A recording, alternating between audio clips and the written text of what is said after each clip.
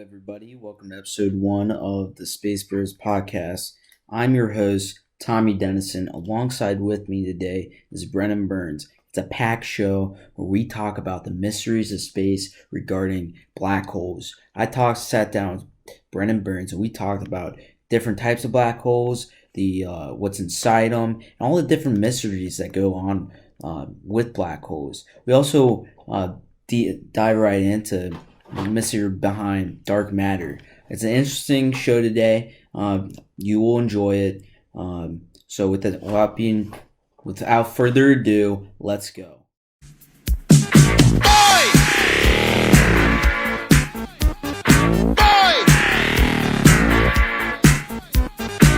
Now in the street there is violence and lots of work to be done. No place to hang out or washing, and I can't blame all on the sun. Oh no, we're gonna rock down to Electric Avenue, and then we'll take it higher. Oh, we're gonna rock down to Electric Avenue, and then we'll take it higher. So Brennan, what do you think a black hole is? I think a black hole is a place where gravity is so strong that no light or anything else, for that matter, can escape. Yeah, so basically, it's a region of space-time where gravity is so strong that nothing can escape, not even light. And so, black holes originate from stars running out of fuel, and the star basically collapses, which leaves a big, invisible piece of mass. Today, black holes are considered an ordinary part of stellar evolution, and astronomers suspect our Milky Way galaxy holding millions of them alone.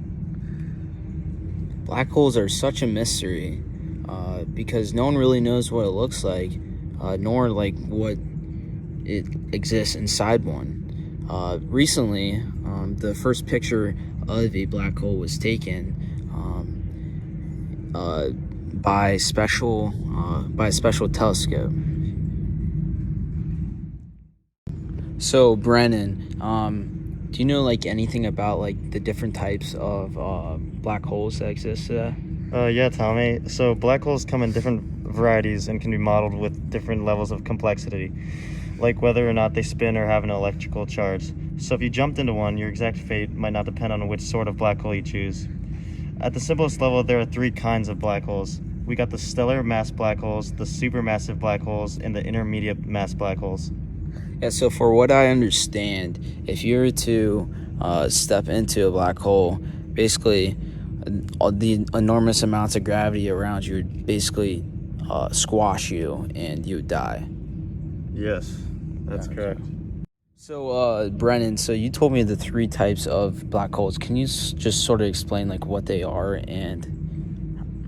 Yeah, of course. So first off, we got the stellar mass black hole, and that is formed when very large stars finish burning their fuel and collapse into themselves.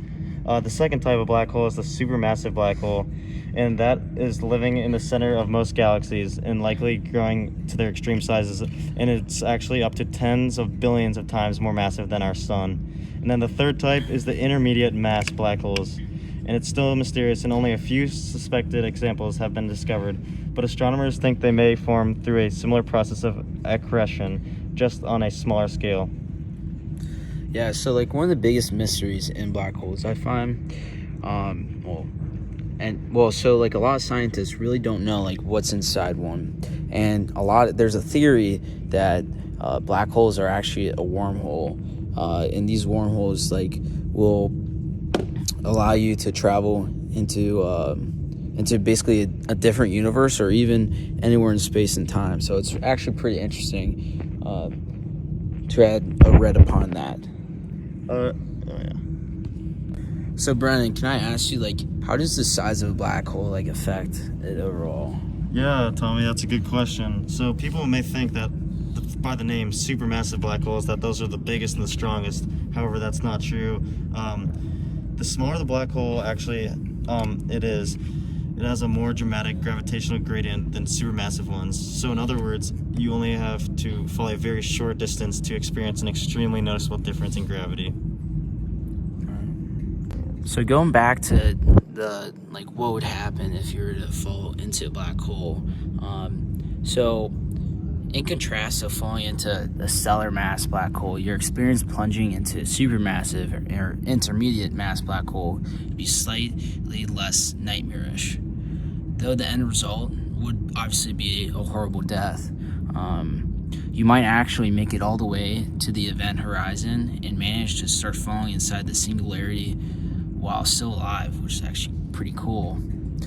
No matter what type of black hole you fall in, you're ultimately going to get torn apart by the extreme gravity. Like I said before, no material, especially human bodies, could ever survive this type of environment.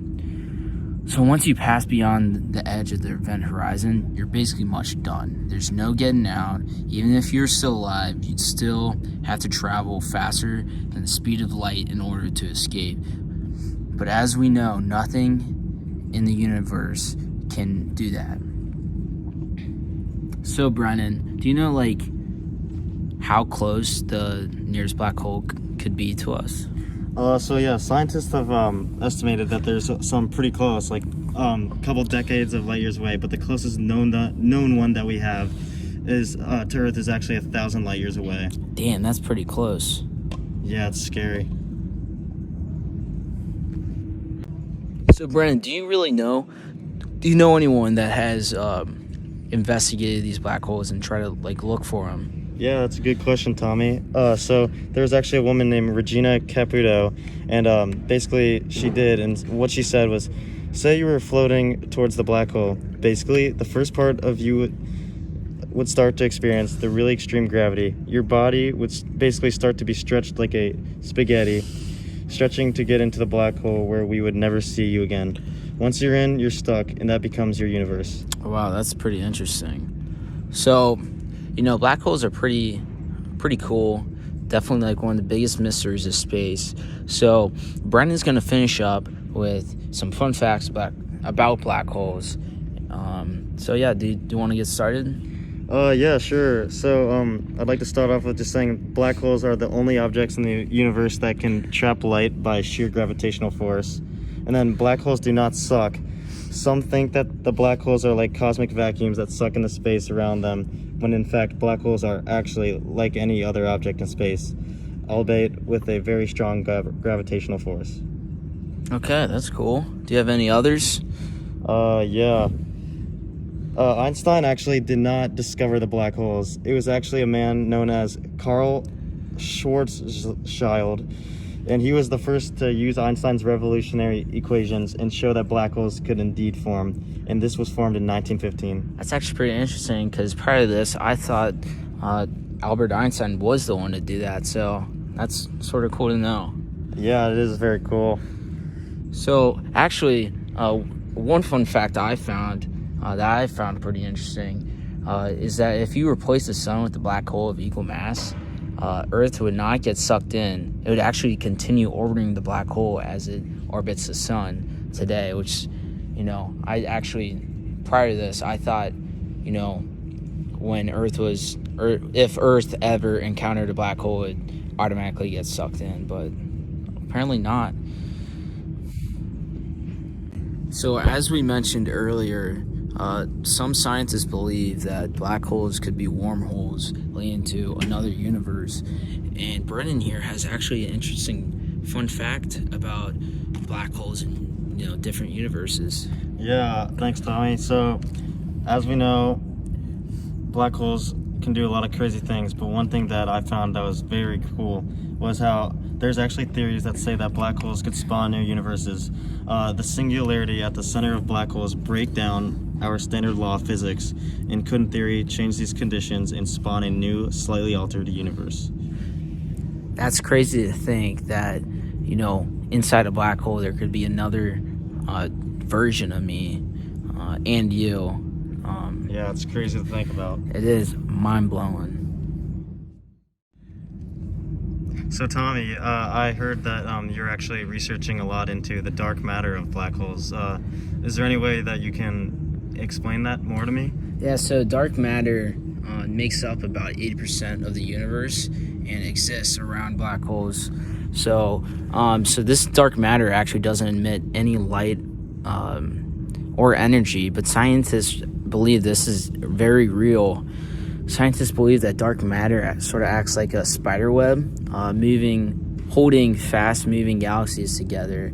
And there's so much of this stuff in our universe that it bends the appearance of space so that astronomers observe distant galaxies, they often feel distorted. So like when scientists are trying to use a telescope to try to find like a black hole, it's gonna look a little distorted because of this stuff in space. So this theory has originated since the 1920s, and many believe that, well, the universe is made up of baryonic matter, which is composed of protons, neutrons, and electrons. And a lot of people believe that dark matter could maybe be made of this stuff or non-baryonic matter. So we really don't know what this stuff's really made of, but it's sort of interesting because there's just so many mysteries about space. Wow, thank you, Tommy, for answering with such great depth, and it was very fun to understand what the dark matter was. Yeah, I'm personally trying to do a little more research about it because it's a huge mystery into space. Yeah, just like black holes, you never know what they are. Yeah. So that concludes today's talk about black holes. I had a great time sitting down with Brennan Burns. Thank you for coming, man. Yeah, thank you so much for having me, Tommy. Do you have any future plans in your life? Yeah, I'm just gonna keep trying to learn more about black holes and keep trying to learn more new things because they're truly awesome. Yeah, so that wraps up our episode. Next week, we talk a little more about global warming and the effects on Earth with Coach Specht of the football team. So stay tuned. Thank you. We love you.